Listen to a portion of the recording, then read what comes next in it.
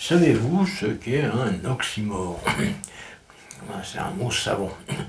Déjà, on se doute que le mec qui emploie ce genre de vocabulaire, c'est pas un maçon portugais ou un plombier roumain. Alors je vous donne des exemples, c'est facile à comprendre. Par exemple, République démocratique, suivi de Allemagne ou Corée du Nord ou Congo. C'est un terme oxymorique. On comprend que dans la formulation même, il y a une incohérence, il y a une opposition, une signification qui est en plein court-circuit. Bref, c'est pas de ça que je voulais parler. Je voulais parler de la simplification administrative, mais bon, s'il y a un bon exemple d'oxymore, c'est quand même l'association de simplification et d'administratif. C'est pas possible.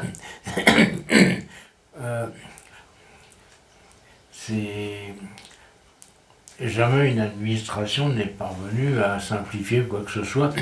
À chaque fois qu'ils essayent, ça complique encore plus le sujet. Ils partent d'un texte imbitable de 150 pages et ils en font un texte super imbitable de 300 pages. En général, c'est ça. Alors là, en ce moment, ils débattent de ça à l'Assemblée. Enfin, on ne sait pas de quoi ils débattent exactement. En fait, c'est devenu tellement compliqué leur simplification que plus personne ne sait trop de quoi ils parlent. Alors, il y avait un sujet qui intéressait tout le monde, et puis j'en ai parlé, ça a fait un gros succès médiatique, beaucoup de vues. C'est celui des ZFE. Parce que ça a été en fait ajouté, c'est un amendement, c'est un coup foireux des Républicains ou du Rassemblement National pour faire chier Macron.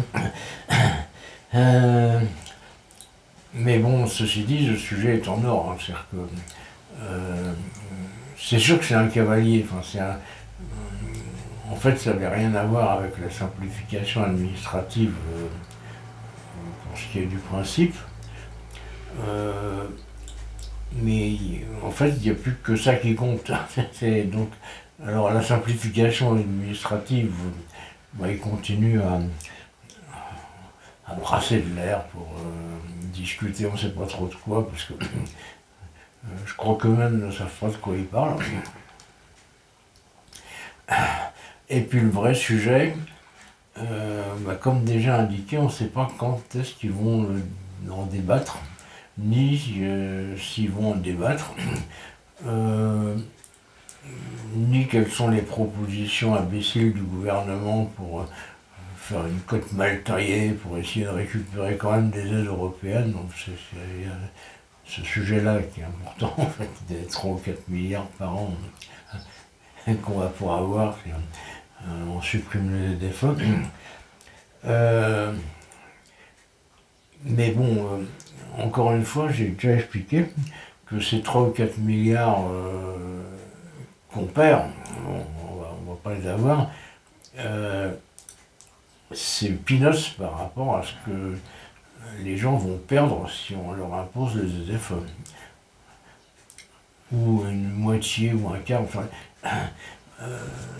c'est très français, c'est la notion, quand on fait une connerie, dire on va revenir en arrière, mais pas trop, on va faire une demi-connerie ou un quart de connerie. Il s'avère que ça remet en selle la connerie à chaque fois. L'exemple de la méthode globale, c'est une méthode qui permet d'apprendre à faire des fautes d'orthographe. Avant, on n'avait pas ça. Dans les années 50, il n'y avait pas la méthode globale. Et où c'était expérimental. Ils ont essayé, ils ont vu que ça marchait pas, donc ils ont étendu le machin, le classique. Mais bon, dans la plupart des écoles, il y avait une méthode d'apprentissage de l'orthographe qui était dite syllabique, qui marchait très très bien. Pas de, les gens faisaient pas de faute. Moi, je fais pas de faute, par exemple, jamais. C'est simple. J'ai appris comme ça. Moi. À l'âge de 10 ans, déjà, je faisais pas de faute. J'avais appris avec la méthode syllabique traditionnelle. À la génération d'après, les gens qui avaient quoi, 10 ans de moins que moi, ça y est, ils faisaient 5 fautes par ligne déjà. 3, bon, 3 au départ, hein. Puis ça s'est encore aggravé. Parce qu'ils ont fait une méthode semi-globale, donc c'était encore pire. Il ne faut pas reculer quand on fait une connerie, il ne faut jamais regarder Trump. Il attend parce qu'il recule, lui. Après, il refait la connerie, mais des fois, il hésite. Alors que nous, jamais, jamais on recule. Les ZFE, bon, il y a une majorité inouïe de gens qui sont contre. Contrairement à ce qu'ils prétendent, à l'Assemblée, ils vont se faire ramasser. Oui, parce que je pense que les gens de LFI vont finir par comprendre que s'ils votent contre les pauvres, ça va mal finir pour eux. Déjà qu'ils sont au plus bas dans les sondages, ils sont aux alentours de 10% à peu près. Bon. Mais si en plus ils se fâchent avec les pauvres, pas assez grand monde. Même les Arabes qui soutiennent Gaza, etc., quand ils verront que leurs députés ils votent pour les ZFE, ils vont dire non, on va se faire foutre. Gaza, on verra ça un autre jour. Là, pour l'instant, je pourrais quand même pouvoir utiliser ma bagnole. Quoi. Alors du coup, c'est eux qui vont avoir les cartes en main, comme dirait Trump. Parce que si la gauche s'attaque aux ZFE, vote pour une abrogation totale, ça sera abrogé. Hein. Et puis s'ils continuent à être francs comme des ânes qui reculent, ça finira par passer ou être oublié. Enfin, on oubliera de les abroger. J'insiste un peu beaucoup sur ce sujet parce que c'est le seul truc qui intéresse tout le monde. Hein,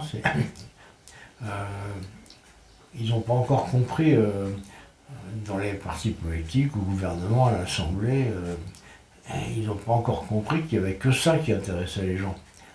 Le Gaza, ils s'en foutent.